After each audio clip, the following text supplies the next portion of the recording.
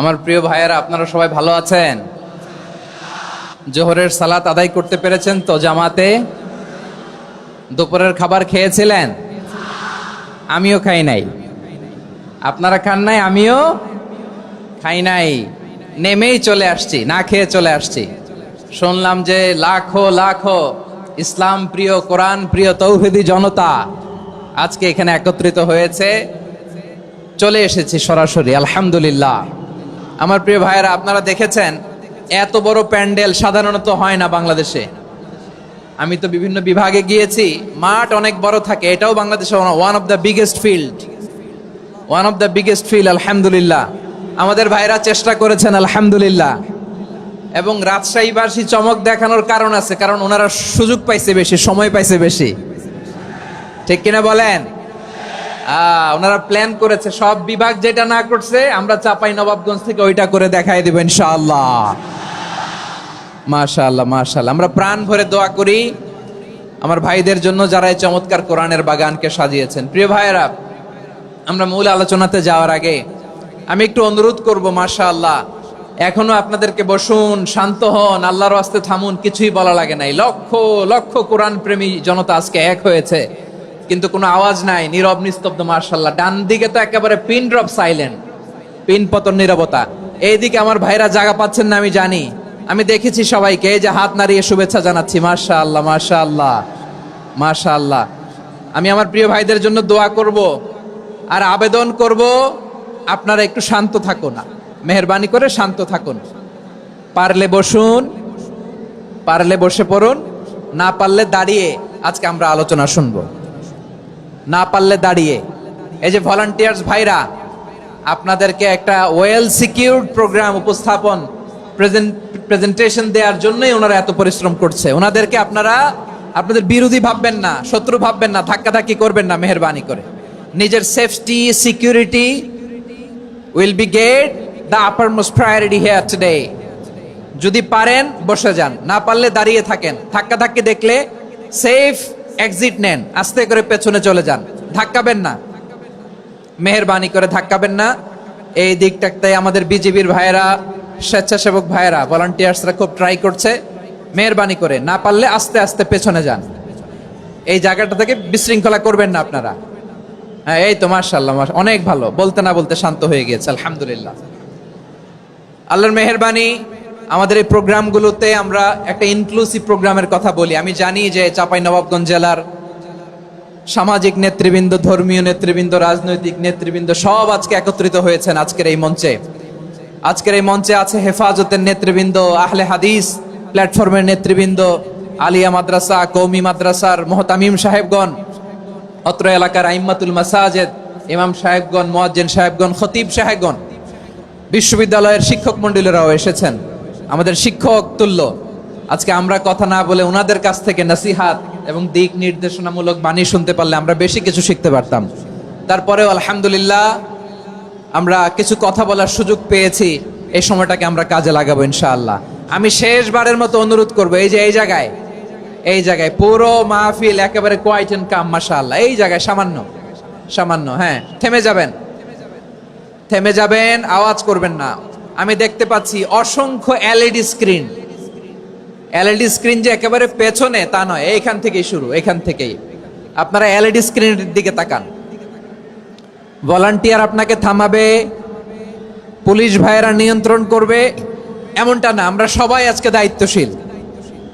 প্রিয় চাঁপাইনবাবগঞ্জ, আওয়াজ করে বলেন, সবাই দায়িত্বশীল আজকে আমরা, ঠিক কিনা? মাশাআল্লাহ। আমি 10 থেকে 1 গুনবো, 10 থেকে 1 গুনার সাথে সাথে এই জায়গাটা একেবারে ঠান্ডা হয়ে যাবে, ডান দিকের মতো ইনশাআল্লাহ। এরপরে আমরা আলোচনা শুরু করব। না, কেউ কারো গায়ে হাত দেওয়া যাবে না, লাঠি তোলা যাবে না, পানি মারা যাবে না, কিছু করা যাবে না। আমার ভাইরা ঠান্ডা হয়ে যাচ্ছে। হ্যাঁ, মাশাআল্লাহ, অনেক দায়িত্বশীল, মাশাআল্লাহ। 10, 9, 8, 7,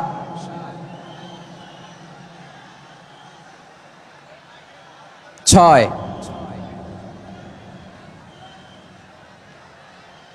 5,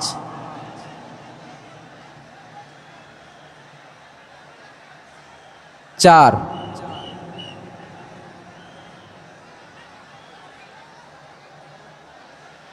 3, 2, 1, 0। মাশাআল্লাহ, ঠিক আছে, ঠিক আছে, অনেকটাই নিয়ন্ত্রিত হয়েছে। মুখে কোনো আওয়াজ হবে না। থামুন বসুন বলার দরকার নেই। হাত দিয়ে, স্বেচ্ছাসেবক ভাইদেরকে বলবো, হাত দিয়ে ইশারা দিন, হাত দিয়ে, মুখে কোনো আওয়াজ হবে না। মাশাআল্লাহ। প্রিয় ভাইরা, যেহেতু এটা কোরআনের মজলিস, কোরআনের মাহফিল, কোরআনের মজলিসের একটা আদব আছে, ঠিক কিনা বলেন তো সবাই? আদব আছে। আমরা এই আদব রক্ষা করে চলবো শেষ মুহূর্ত পর্যন্ত। বেশি সময় নিব না, খুব বেশি সময় আমার হাতে নাইও। অল্প কিছু সময় কিছু জরুরি আলাপ আছে আপনাদের সাথে, কিছু কথা বলবো। আপনারা শান্ত হবেন। আর যেন আমার আলোচনায় ঢুকে যাওয়ার পরে আলোচনা থামিয়ে যেন বলা না লাগে শান্ত হন, থামুন, এগুলো যেন বলা না লাগে। মাশাআল্লাহ, এই তো ঠিক আছে, ঠিক আছে। প্রিয় ভাইয়েরা, বলুন তো, আমরা যে আরবি মাস অতিবাহিত করছি, কাটাচ্ছি, মাসটির নাম কি? শাবান। মাশাআল্লাহ, এই তো আপনারা সবাই জানেন। শাবানের পরেই যে মাস আসবে এটার নাম কি? রমাদান যে আসতেছে, আপনাদের ভাল লাগে? হ্যাঁ, রমাদান নাম শুনলেই মুমিন হৃদয়ে বয়ে যায় প্রশান্তির ফল্গু ধারা, ঠিক কিনা? একটা আনন্দ, একটা উচ্ছ্বাস আমাদের হৃদয়ের মধ্যে চলে আসে। রমাদান সাইয়্যিদুশ শুহুর, 12 মাসের মধ্যে সবচাইতে শ্রেষ্ঠতম মাস রমাদান আল মুবারক আসছে। আত্মশুদ্ধির মাস, আত্মসংশোধনের মাস, শুদ্ধাচারের মাস, নিজেকে আলোকিত করবার মাস, ঠিক কিনা বলেন? এই রমাদানুল মুবারকে আমাদের কি করণীয়, কি বর্জনীয়, what to do and what not to do, এই টপিকসের উপর কিছু কথা আপনাদের সামনে উপস্থাপন করব ইনশাআল্লাহ। ওমা তাওফীক ইল্লা বিল্লাহ।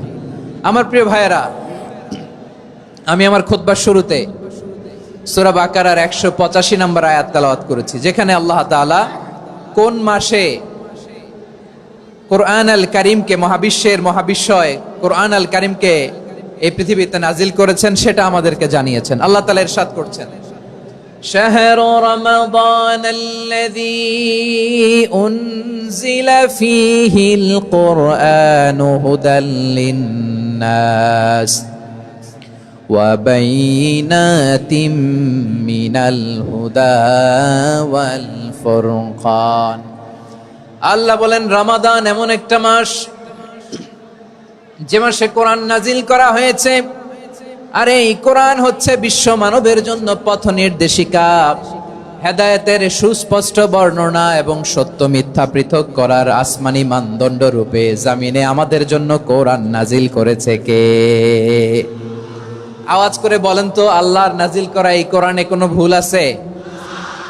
সবাই বলেন নাই। সবাই বললে এতটুকু আওয়াজ হয় আমি বিশ্বাস করি না। গলা ছেড়ে দিয়ে বলেন, আল্লাহর নাজিল করা এই সর্বশেষ আসমানি কিতাব আল কোরআনে কোনো ভুল আছে? সন্দেহ আছে? সংশয় আছে? বিয়ন্ডলেস, বাউন্ডলেস, বটমলেস, এমন কিতাব যেটা পড়ে গবেষণা করে এর তথ্য, উপাত্ত, ইনফরমেশন, লেসন নিয়ে শেষ করা যায় না। সুবহানাল্লাহ। আল্লাহ বলেন, এই কোরআনকে আমি রমাদানে নাজিল করেছি, যেটা বিশ্ব মানবের জন্য পথ নির্দেশিকা। এতে আছে হেদায়েতের সুস্পষ্ট বর্ণনা আর সত্য মিথ্যা পার্থক্য করার মানদণ্ড, কোনটা সত্য কোনটা মিথ্যা এটা কোরআন দিয়ে ডিফারেন্সিয়েট করা যায়। কোরআন হচ্ছে ফুরকান, to differentiate between right and wrong. কোনটা সত্য, কোনটা মিথ্যা, কোনটা ভুল, কোনটা নির্ভুল, এটা কোরআন দিয়ে যাচাই করা যায়। চিল্লায় বলেন ঠিক কিনা? এজন্য এই কোরআন দিয়ে আমাদের জীবন সাজাতে হবে। কোরআন দিয়ে জীবন না সাজালে জীবন আলোকিত হয় না। কোরআন দিয়ে পরিবার না সাজালে পরিবার আলোকিত হয় না। কোরআন দিয়ে সমাজ না সাজালে সমাজটা শান্তিময় হয় না। শুধু দুর্নীতি দমন কমিশন দিয়ে দুর্নীতি বন্ধ করা যায় না। কোরআনের আইন বাস্তবায়ন করা ছাড়া এই সমাজ থেকে দুর্নীতি বন্ধ করা যাবে না। চিল্লায় বলো ঠিক কিনা? আমার প্রিয় ভাইয়েরা, এই কোরআন নাজিল হয়েছে রমাদান আল মুবারক, এই বরকতময় মাসে। তাই আমাদের উচিত এই মাসে আসন্ন যে রমাদান আল মুবারক, এই রমাদানে কোরআনের সাথে নিজেদের সম্পর্ককে বাড়ানো, আমার প্রিয় চাপাই নবাবগঞ্জের ভাইয়েরা, আমরা কি আসন্ন রমাদানে কোরআনের সাথে আমাদের অ্যাটাচমেন্ট সম্পর্ক বাড়াতে চাই? চান সবাই?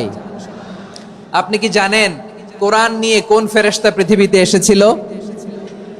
জানেন ফেরেশতার নাম কি বলেন তো?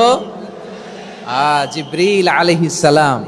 একটু খেয়াল করে শুনেন, কান দুটো খরগোশের কানের মতো খাড়া করে আমার দিকে তাকান। সাইয়েদনা জিবরিল কোরআন নিয়ে এসেছেন, ফলে উনি হয়েছেন শ্রেষ্ঠ ফেরেশতা। বিশ্ব নবীর উপর কোরআন নাজিল হয়েছে, তাই তিনি হয়েছেন শ্রেষ্ঠ নবী। রমাদানে কোরআন নাজিল হয়েছে, তাই রমাদান হয়েছে শ্রেষ্ঠ মাস। কদরের রাতে কোরআন নাজিল হয়েছে, তাই কদর হয়েছে শ্রেষ্ঠ রাত। আমরাও যদি কোরআনের সাথে সম্পর্ক বাড়াই, আমাদের মর্যাদাও এরকম, আমাদেরকেও শ্রেষ্ঠ মানুষ বানায় দিবে কে? এজন্য কোরআনের সাথে সম্পর্ক বাড়াইতে রাজি আছেন তো? যারাই কোরআনের সাথে সম্পর্ক বাড়ায়, এদের মর্যাদা বাড়ায় দেয় কে? দেখবেন আমাদের হাফেজে কোরআন, তারা ইন্টারন্যাশনাল কোরআন কম্পিটিশনে যে গোটা বিশ্বকে পেছনে ফেলে প্রথম পুরস্কার নিয়ে আসে। এত ছোট ছোট বাচ্চা, ও সমাজ বোঝে না, রাজনীতি বোঝে না, টাকা পয়সা বোঝে না, কিচ্ছু বোঝে না, কিন্তু গোটা বিশ্বে ওকে সম্মানের চেয়ারে আসীন করেছে কে? এই কোরআনের সাথে লাগলে আল্লাহ তাআলা সম্মান বাড়িয়ে দেয়। আমার প্রিয় ভাইয়েরা, আসুন আমরা শুরুতেই, আলোচনার শুরুতেই শপথ নেই যে আসন্ন রমাদানে আমরা কোরআনের সাথে নিজেদের সম্পর্ককে মজবুত করব ইনশাআল্লাহ। সবাই বলুন ইনশাআল্লাহ। শাবান মাস আসলে, রজব মাস আসলে সাহাবারা কি করতেন আসুন আমরা দেখি, কিভাবে তারা রমাদানকে ওয়েলকাম জানাতেন। রজব শাবান আসলেই ওনারা রমাদান পর্যন্ত পৌঁছার আকুতি, আগ্রহ আর ফরিয়াদ আল্লাহর কাছে জানাতেন আর বলতেন, ইয়া আল্লাহ, রমজান পর্যন্ত আমাদের হায়াত বাড়িয়ে দাও। আল্লাহুম্মা বাল্লিগনা রমাদান, আল্লাহ তুমি রমজান পর্যন্ত আমাদের পৌঁছে দাও। আল্লাহুম্মা বারিক লানা ফি রজব ওয়া শাবান ওয়া বাল্লিগনা রমাদান, আল্লাহ রজব শাবানে বরকত দাও, আল্লাহ রমজান পর্যন্ত তুমি আমাদেরকে পৌঁছে দাও। আওয়াজ করে পড়েন আমিন। আমার প্রিয় চাপাই নবাবগঞ্জের ভাইরা, গত বছর অনেকের সাথে আমরা একসাথে রমাদান কাটিয়েছি, তাদের অনেকে দুনিয়াতে এখন বেঁচে নাই, এরকম আছে না নাই?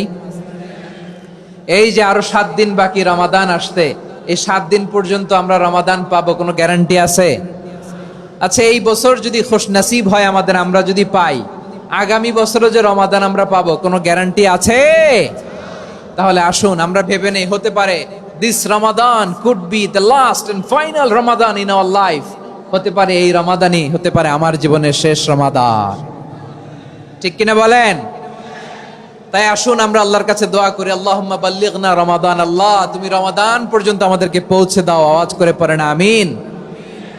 ইবনু রাজব আল হাম্বলি লাতাইফুল মাআরিফের মধ্যে লিখেছেন, সাহাবারা ওনারা রমাদান কেন্দ্রিক, আমাদের সালাফ সালফে সালেহিনরা রমাদান কেন্দ্রিক জীবন কাটাতেন। ওনারা রমজান আসার 6 মাস আগে আল্লাহর কাছে দোয়া করতেন, আল্লাহ রমজান পর্যন্ত পৌঁছে দাও। রমজান চলে যাওয়ার পরে বাকি 6 মাস আল্লাহর কাছে দোয়া করতেন, আল্লাহ এই রমাদানে যে ইবাদত করেছি, এই ইবাদত গুলো তুমি কবুল করে নাও। সুবহানাল্লাহ। তাহলে পুরো বছর রমাদান কেন্দ্রিক জীবন। রমজান আসার আগে 6 মাস দোয়া করতো, আল্লাহ আমরা যেন রমজান পাই। রমজান চলে যাওয়ার পরে বাকি 6 মাস বলতো, আল্লাহ রমজানে যে ইবাদত করেছি এগুলো তুমি কবুল করে নাও। সুবহানাল্লাহ। আবার এই শাবান মাসে আল্লাহর হাবিব সাল্লাল্লাহু আলাইহি ওয়াসাল্লাম সবচেয়ে বেশি রোজা রাখতেন। কানা ইয়াসুমু শাবানা কুল্লাহ, সবচেয়ে বেশি রোজা রাখতেন শাবান মাসে। ওয়া কানা ইয়াসুমু শাবানা ইল্লা কালিলা, শাবানের অল্প কয়েকদিন ছাড়া পুরো শাবানটাই বিশ্বনবী রোজা রাখতেন। সুবহানাল্লাহ পড়েন। এই শাবানে আপনারা রোজা রাখছেন তো? রাখছেন? আল্লাহ তুমি কবুল করো। আমরা সবাই পড়ি আমিন। মাইকের সাউন্ডটা একটু উইক মনে হচ্ছে, একটু স্ট্রং করতে হবে সামান্য। মাইক অপারেটর যিনি আছেন একটু স্ট্রং করবেন, আমার শাউট করে কথা বলা লাগতেছে, একটু স্ট্রং করবেন মেহেরবানি করে। মাইকের সাউন্ডটা একটু স্ট্রং করবেন। প্রিয় ভাইয়েরা, এই শাবান শেষে আমাদের মধ্যে আগমন করবে রমাদান, এবং এই রমাদানুল মুবারক আল্লাহ তাআলা আমাদের জন্য সিয়াম ফরজ করেছেন। কি ফরজ করেছেন? তিনি সূরাতুল বাকারার 183 নম্বর আয়াতে ইরশাদ করছেন, রাব্বুল আলামিন বলেন, ইয়া আইয়ুহাল্লাযীনা আমানু কুতিবা আলাইকুমুস সিয়ামু কামা কুতিবা আলাল্লাযীনা মিন ক্বাবলিকুম লাআল্লাকুম তাত্তাকুন। আল্লাহ বলেন, ও বিশ্বাসীরা শোনো শোনো, তোমাদের জন্য সিয়ামকে ফরজ করা হয়েছে, ঠিক যেমন ভাবে তোমাদের পূর্ববর্তী উম্মতদের উপরও সিয়ামকে ফরজ করা হয়েছিল, লাআল্লাকুম তাত্তাকুন, যাতে করে তোমরা সবাই মুত্তাকি হতে পারো। সুবহানাল্লাহ বলেন, যাতে করে তোমরা আল্লাহ সচেতন হতে পারো। তাহলে সিয়ামকে, এই সামনে যে রমাদান আসতেছে আমার প্রিয় ভাইয়েরা, এই পুরো রমাদান ব্যাপী সিয়াম সাধন করা, সিয়াম পালন করাকে আমাদের জন্য ফরজ করে দিয়েছে কে? রমাদানের রোজা রাখার নফল নাকি? রমাদানে সিয়াম পালন করা কি নফল? সুন্নাত? তাহলে কি ফরজ? আওয়াজ করে বলেন, রমাদানের রোজা রাখা কি ফরজ? এটা শুধু আমাদের উপরই ফরজ না, আমাদের আগে যত জাতিগোষ্ঠী এই পৃথিবীতে এসছে সবার উপরে সিয়াম পালনকে ফরজ করেছে কে? সবার উপরে আল্লাহ তাআলা সিয়াম পালনকে ফরজ করেছিলেন। তবে ধরনটা ভিন্ন ছিল, এক এক জাতিগোষ্ঠীর জন্য এক এক ধরনের ছিল। আমাদের জন্য সিয়াম ফরজ টানা 1 মাস 30 দিন বা 29 দিন। কোন কোন উম্মতের উপর 30 দিন না, মাত্র 3টা রোজা ফরজ ছিল। কয়টা? আওয়াজ করে বলেন। আপনাদের কি মনোযোগ আছে না গেছে? মনোযোগ আছে? তাকবীর পড়েন তো, লিল্লাহে তাকবীর। আমাদের 1 মাস সিয়াম ফরজ, পূর্ববর্তী অনেক উম্মতের উপর 1 মাস ছিল না, 3টা ফরজ ছিল। কয়টা? প্রতি মাসের 13, 14, 15 ফরজ ছিল তাদের জন্য। কারো জন্য শুধু একটা, আশুরার রোজা। কোন কোন উম্মতের জন্য 10টা। কোন কোন উম্মতের জন্য রোজা ফরজ ছিল মৌনতার রোজা, আরবিতে বলে সওমুল ইনসাত, মানে সারাদিন খেতে পারবে, পান করতে পারবে, স্ত্রীর সাথে মেলামেশা করতে পারবে, কিন্তু কথা বলতে পারবে না। কথা বললেই তাদের রোজা ভেঙে যেতে। পড়েন সুবহানাল্লাহ। কি অদ্ভুত ব্যাপার! মৌন সম্মতির রোজা। যেমনটি সাইয়্যিদাতুনা মারিয়াম আলাইহাস সালাম বলেছেন, ইন্নী নাযারতু লির-রাহমানি সাওমা ফালান উকাল্লিমাল ইয়াওমা ইনসিয়া। তিনি বলেছেন, আজকে আমি রহমানের জন্য, মানে আল্লাহর জন্য রোজা মানত করেছি, আজকে আমি কারোর সাথে কথা বলতে পারবো না। তো রোজা রাখলে কথা বলতে পারবে না কেন? কারণ ওই শরীয়তে রোজার বিধান ছিল সকাল থেকে সন্ধ্যা খেতে পারবেন, পান করতে পারবেন, কিন্তু কথা বলতে পারবেন না। কথা বললেই রোজা ভেঙে যেত। সুবহানাল্লাহ বলেন। তাহলে সব জাতিগোষ্ঠীর উপরে রোজা ফরজ ছিল, কিন্তু ধরনটা ভিন্ন ছিল। মজার ব্যাপার হচ্ছে, আপনি বর্তমানেও বিভিন্ন ধর্মের দিকে তাকান, বৌদ্ধ ধর্ম, হিন্দু ধর্ম, খ্রিস্ট ধর্ম, তাদের মধ্যেও রোজা আছে। ইংরেজরা, খ্রিস্টানরা এটাকে বলে ফাস্টিং। কি বলে? ফাস্টিং। আমাদের হিন্দু ভাইয়েরা বলে উপবাস। তারা কি বলে? উপবাস। আবার এখন আন্দোলনেরও একটা মাধ্যম হয়েছে এটা, না খেয়ে থাকা। এটারে বলে অনশন। এটারে কি বলে? অনশন ধর্মঘট। মানে আমাদের দাবি না মানলে আমরা খাবো না, রোজা রাখলাম। আছে না নাই? তারপরে আধুনিক বিজ্ঞান এটার একটা নাম দিয়েছে না খেয়ে থাকাকে, অটোফিজি। কি বলে? অটোফিজি। জাপানের এক চিকিৎসা বিজ্ঞানী এই অটোফিজির উপর গবেষণা করে সে নোবেল পেয়েছে। সুবহানাল্লাহ পড়বেন না? এজন্য আল্লাহ তাআলা আমাদের জন্য গোটা রমাদানে এই সিয়ামকে ফরজ করে দিয়েছেন। আওয়াজ করে বলেন আল্লাহু আকবার।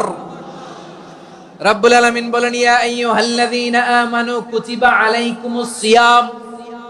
সিয়ামকে তোমাদের উপরে ফরজ করা হয়েছে, কামা কুতিবা আলাল্লাযীনা মিন ক্বাবলিকুম, যেমনি তোমাদের পূর্ববর্তীদের উপর রোজা ফরজ করা হয়েছিল, লাআল্লাকুম তাত্তাকুন, যাতে করে তোমরা আল্লাহ সচেতন হতে পারো, যাতে করে তোমরা মুত্তাকি হতে পারো। লাআল্লাকুম তাত্তাকুন, যাতে করে আমরা আল্লাহ সচেতন হতে পারি, আল্লাহ কনসিয়াসনেস আমাদের মধ্যে গ্রো করে। এটা হচ্ছে রোজার prime objective, the prime objective of সিয়াম।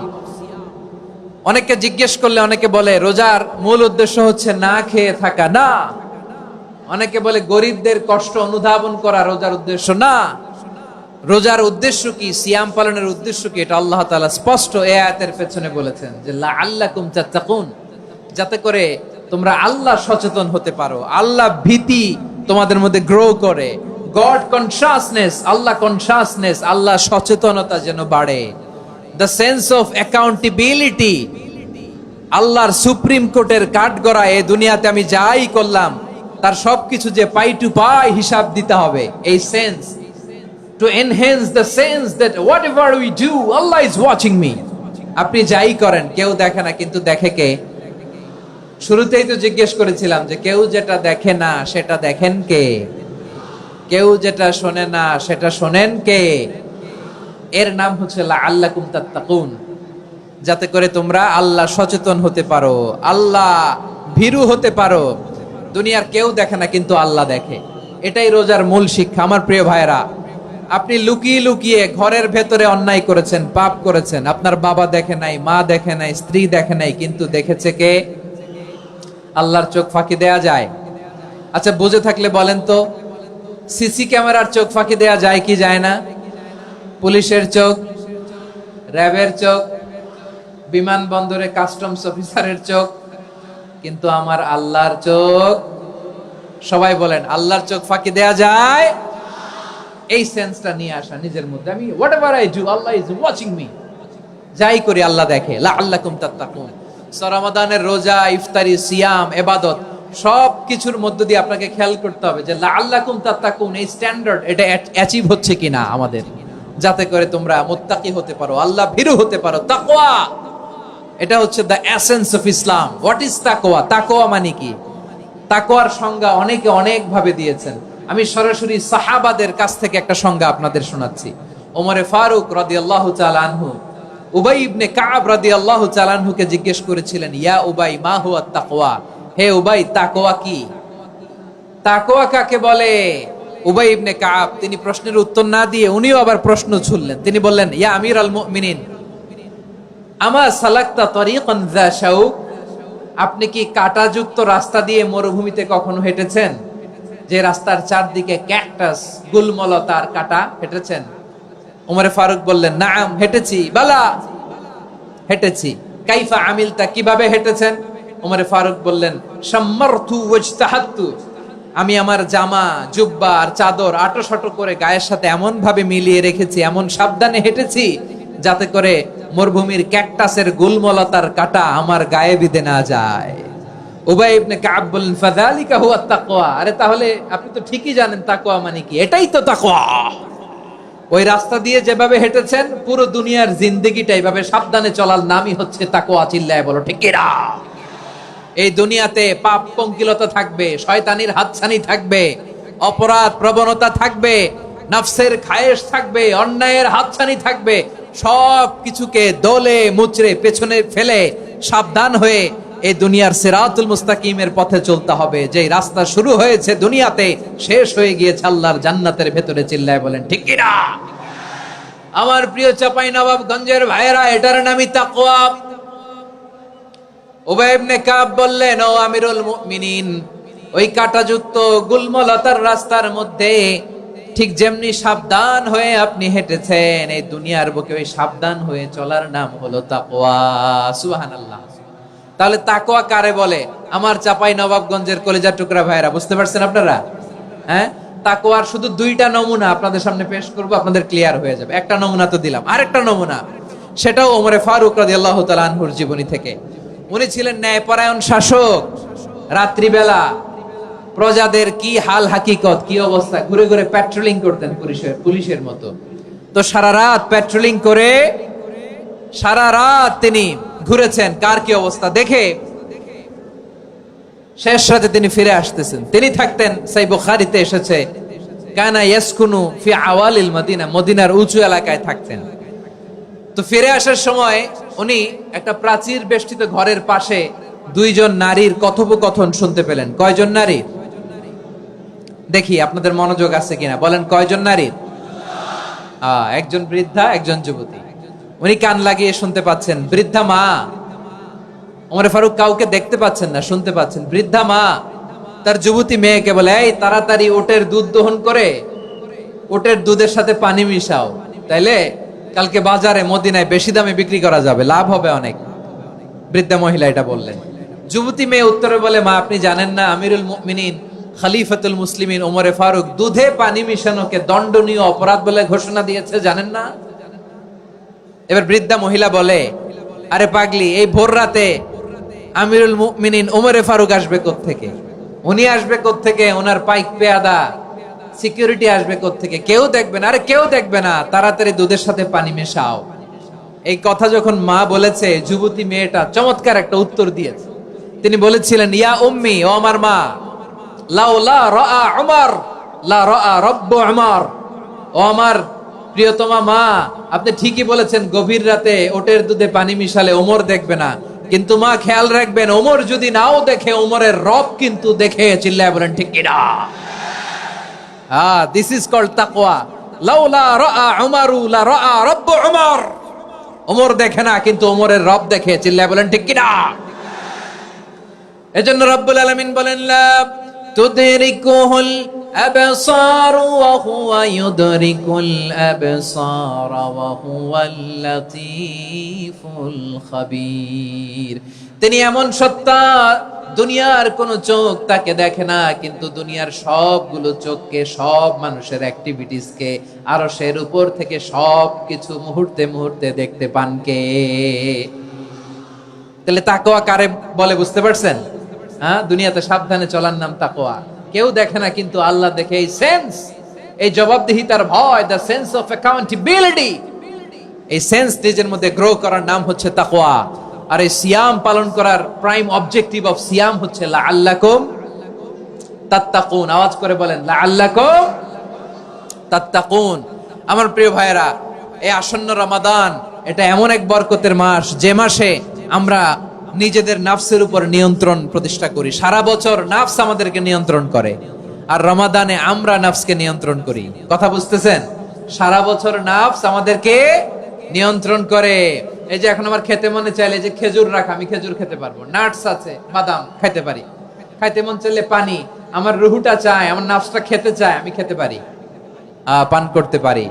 বিবাহিতরা দিনের বেলায় স্ত্রীর সাথে মেলামেশা করতে চাইলে করতে পারে, কিন্তু রমাদানে দিনের বেলা খেতে মনে চায়, কিন্তু আমরা খাই।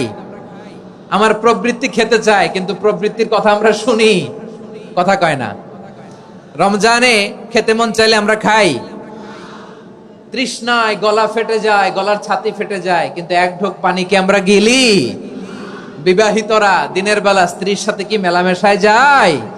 না। তার মানে সারা বছর নফস আমাদেরকে নিয়ন্ত্রণ করে, আর রমাদানে নফসের উপর আমরা নিয়ন্ত্রণ প্রতিষ্ঠা করি। নফসের লাগাম আমরা রমাদানে টেনে ধরে। চিল্লায় বলেন ঠিক কিনা?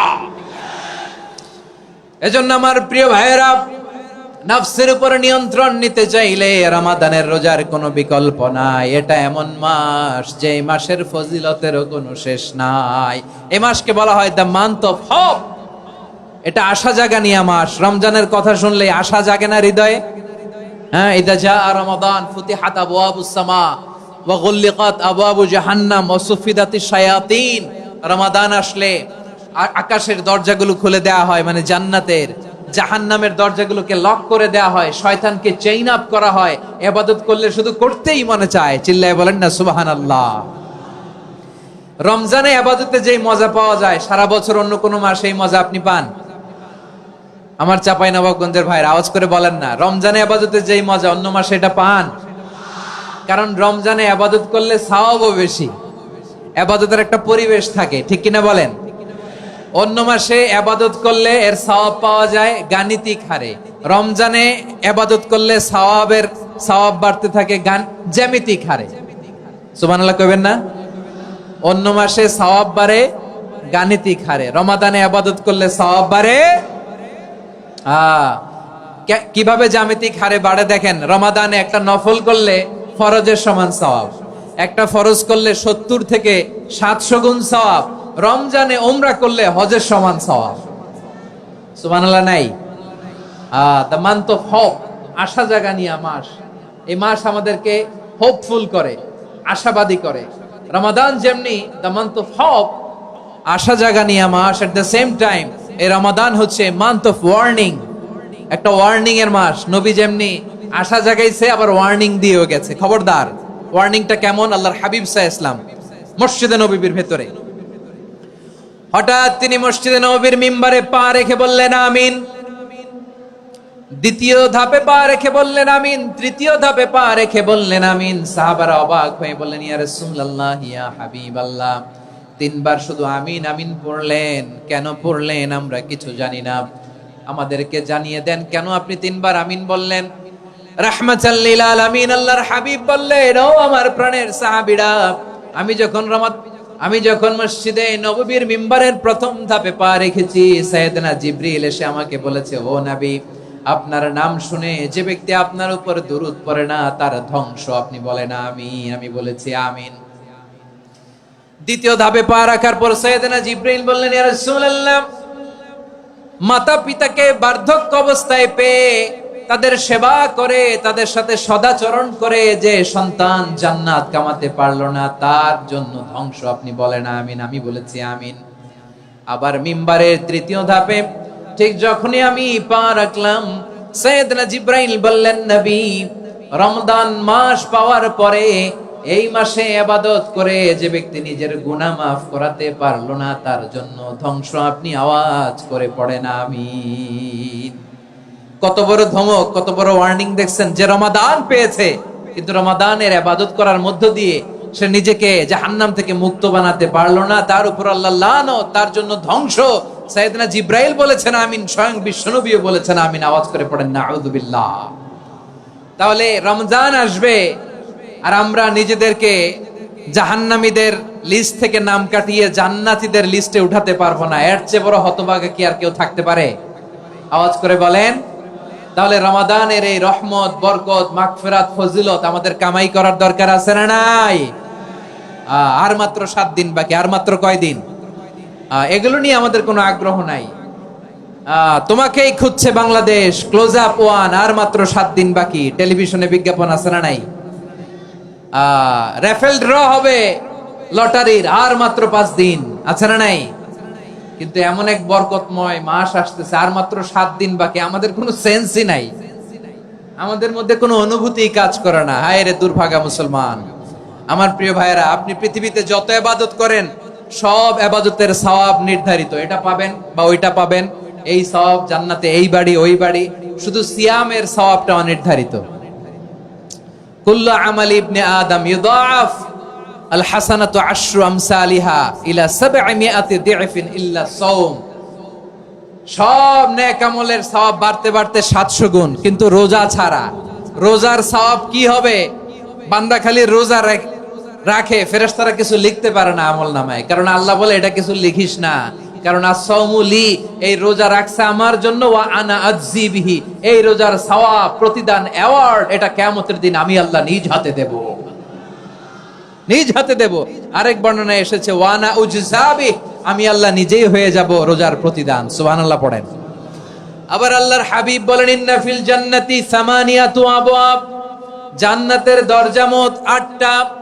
ফিহা বাবুন ইউসাম্মা আর-রায়্যান, 8টা দরজার মধ্যে স্পেশাল একটা দরজা আছে, ওই দরজাটার নাম হলো আর-রায়্যান। রায়্যান দরজা, লা ইয়াদখুলুহু ইল্লা সাইমুন, রোজাদাররা ছাড়া কেউ ওই রায়্যান দরজা দিয়ে জান্নাতে ঢুকতে পারবে না। শুধু রোজাদারদের জন্য ওই দরজাটা খোলা থাকবে। দরজাটার নাম আর-রায়্যান। এই লাখো জনতা আওয়াজ করলে এই আওয়াজ হয়। বলেন, রোজাদারদের জন্য জান্নাতে স্পেশাল যে লাল গালিচার সংবর্ধনা এন্ড স্পেশাল এন্ট্রি, ওই দরজাটার নাম কি? আর-রায়্যান শব্দটা কেমন লাগে? ভালো লাগে। অনাগত সন্তান যদি কারো আসে, ছেলে সন্তান, নাম রেখে দিয়েন আর-রায়্যান। পারবেন?